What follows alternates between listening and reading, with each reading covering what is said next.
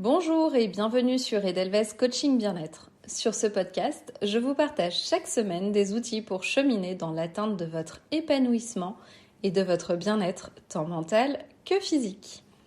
Alors cette semaine, j'aimerais aborder le sujet des émotions, qui est un sujet particulièrement important parce que, rappelons-le nous sommes des êtres émotionnels et ce, même si nous évoluons dans une société qui nous encourage bien souvent à enfouir, voire fuir nos émotions. Dans notre société, il est souvent mal perçu d'être trop sensible. C'est généralement vu comme une faiblesse. Et on valorise bien au contraire la capacité de raisonnement et le fait de savoir garder la tête froide en toutes circonstances. Alors en grandissant et en vieillissant, on s'applique à apprendre à se couper de nos émotions. On mentalise de plus en plus les choses et donc on parvient à plus penser que ressentir les choses. Ce n'est bien évidemment pas pour autant que nos émotions disparaissent. Je dirais même bien au contraire puisqu'on cherche à s'en déconnecter.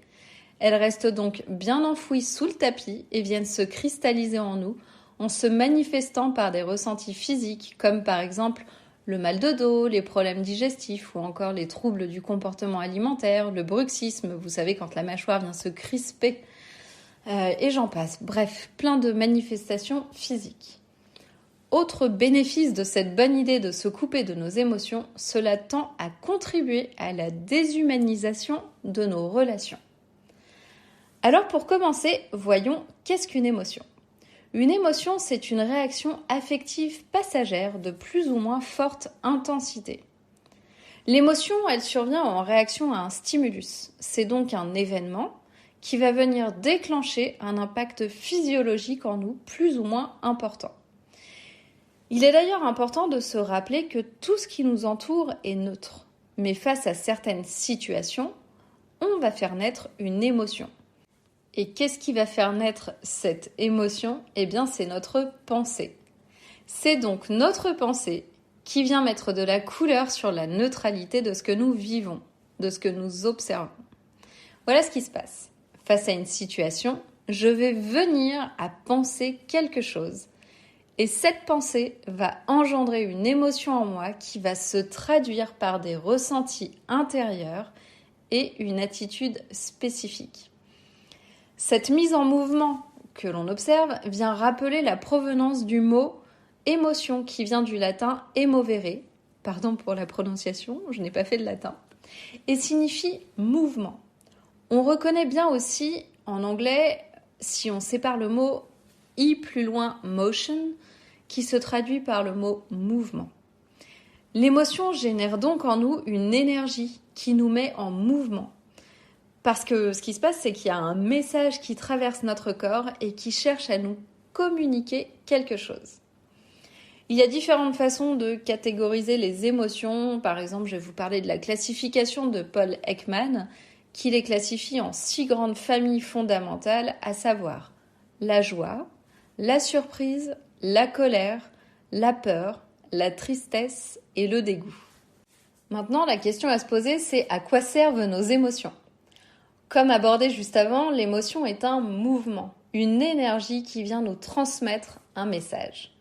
Imaginez que vous êtes un pilote d'avion et que vous observez le tableau de commande.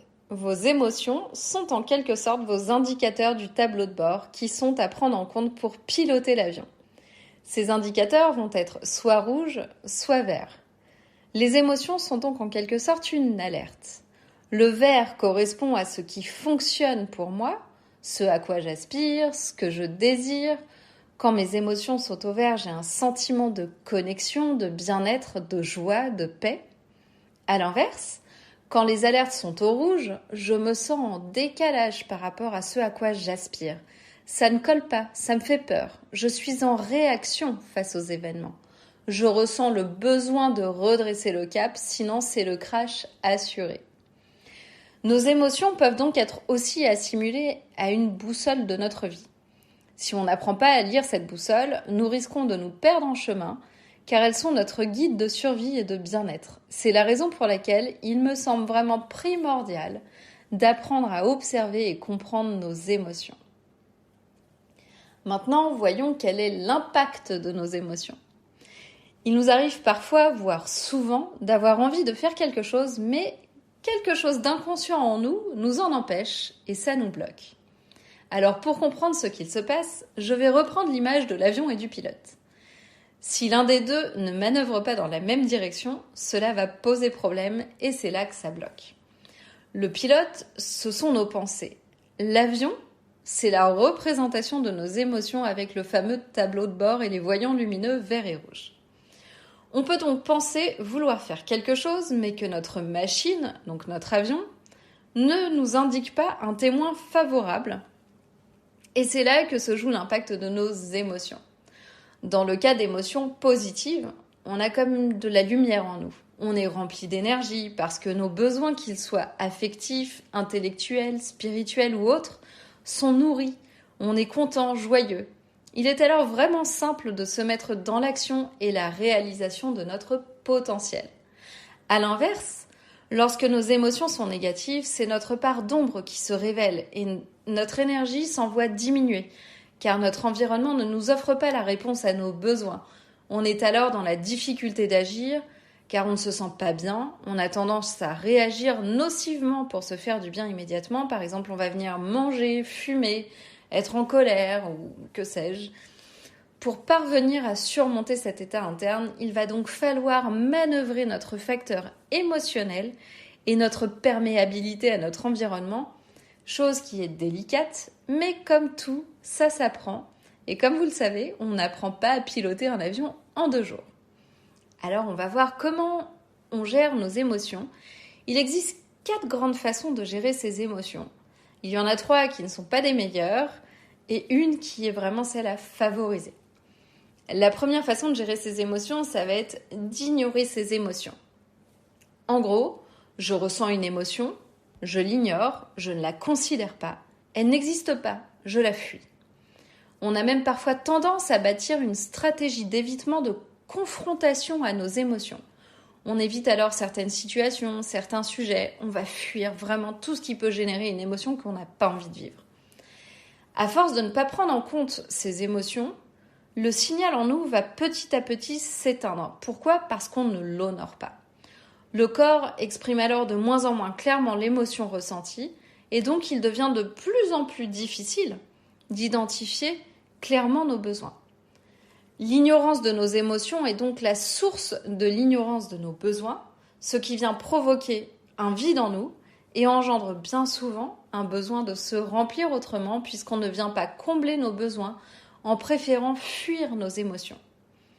Imaginez-vous être étouffé par quelqu'un sous un oreiller. Vous savez, ce moment où vous vous dites « Pouah, je suffoque, j'en peux plus, etc. » Puis d'un seul coup, la personne vous libère. Vous allez prendre une énorme bouffée d'oxygène et vous allez reprendre plein d'énergie. Et bien c'est pareil avec vos émotions. Si vous les couvez, cherchez à les étouffer, vous entrez dans un cercle vicieux qui risque de s'envenimer. Parce que c'est comme tout, ça va finir par s'exprimer d'une certaine manière, parce que ça va rester en vie. Tant que vous êtes en vie, les émotions, elles sont en vous, elles sont cachées, mais elles sont en vous, donc elles vont finir par rejaillir d'une manière plus ou moins agréable. Une autre façon de faire, ça va être de remplacer une émotion par une autre. Par exemple, au lieu d'exprimer ma tristesse, je vais critiquer les comportements des autres, je vais réagir avec de la colère, voire du dégoût, plutôt que tout simplement de pleurer et de vivre ma tristesse. Encore une fois, c'est une technique qui fait en sorte que notre émotion n'existe pas et est complètement enfouie. La troisième façon de gérer ses émotions, ça va être l'obsession émotionnelle. Là, c'est quand on part complètement dans l'émotion, on se laisse embarquer. C'est la fin du monde. On se répète 1001 fois que c'est injuste, qu'on est victime d'une situation, on se plaint, on critique, etc. En faisant ça, bien sûr, on renforce notre problème, car on se noie dedans en réactualisant en permanence l'émotion que nous ressentons. On travaille à son ancrage plutôt que de chercher à s'en libérer. On perd alors complètement sa capacité d'action, on est victime, on s'en fait toute une montagne et on oublie complètement que rien n'est insurmontable. Cette tendance à l'obsession émotionnelle touche très souvent les hypersensibles qui sont des éponges à émotions. Quand une émotion arrive, les hypersensibles réagissent bien souvent donc comme une éponge qui se gorge d'eau et gonfle complètement. Et bien là, les hypersensibles, ils vont se gorger d'une émotion et quand elle va être vécue, elle va totalement les envahir. Cette façon de gérer les émotions nous ancre bien évidemment dans une émotion de laquelle on a vraiment du mal à se délivrer. Maintenant, la quatrième et meilleure façon de gérer ces émotions, qu'elles soient positives ou négatives, ça va être de fluidifier ces émotions. C'est-à-dire accueillir, aimer, voire bénir son émotion, car c'est un cadeau caché. Clairement, on le sait, vivre des émotions fait partie intégrante de la vie. On est tous équipés pour donc pouvoir surmonter ces émotions. Lorsqu'une émotion passe nous rendre visite dans notre vie, elle peut même le faire régulièrement, il est important d'apprendre à l'accueillir à nos côtés et lui dire « Allez, vas-y, viens, installe-toi avec moi sur le canapé, il n'y a pas de problème » et ne pas en avoir peur, car ça fait partie de la vie et on n'en mourra pas puisque quelle que soit l'émotion ressentie, elle finira par passer et on survivra. Il est donc extrêmement important d'apprendre à intégrer un comportement spécifique face à l'accueil de ces émotions. Voici le processus que je vous propose lorsqu'une alerte émotionnelle jaillit en vous. On va prendre en considération l'aspect mental, mais aussi l'aspect corporel, car l'émotion se ressent dans le cerveau, mais comme on l'a vu, résonne aussi dans le corps, puisque c'est une vibration. Il est donc important de ne pas rester que dans le mental et de se reconnecter à son corps. Tout d'abord, donc la première action, ça va être de nommer son émotion, mettre des mots dessus. Je m'interroge sur ce que je ressens. Qu'est-ce que je vis exactement ? Comme pour le goût, l'odorat, etc., il est important vraiment d'apprendre à mettre de la couleur dans la lecture de ces émotions et savoir mettre des mots dessus.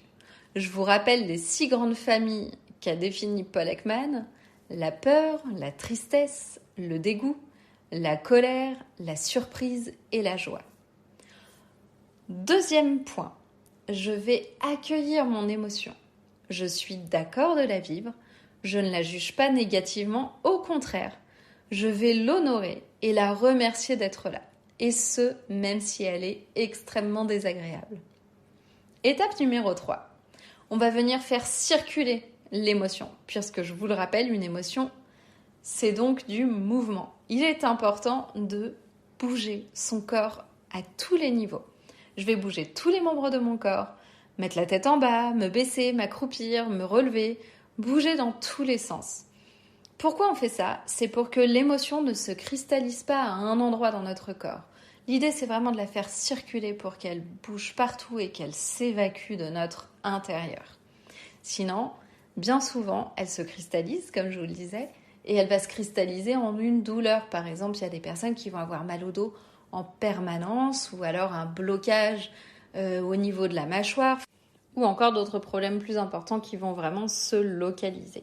Donc je vous encourage à bouger, danser, j'en sais rien, faites ce que vous voulez, mais faites bouger tout votre corps. 4e étape, respirer.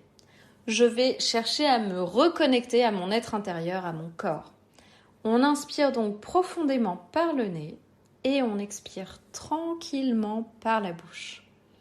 L'objectif est de prendre conscience de ce qu'il se passe en moi.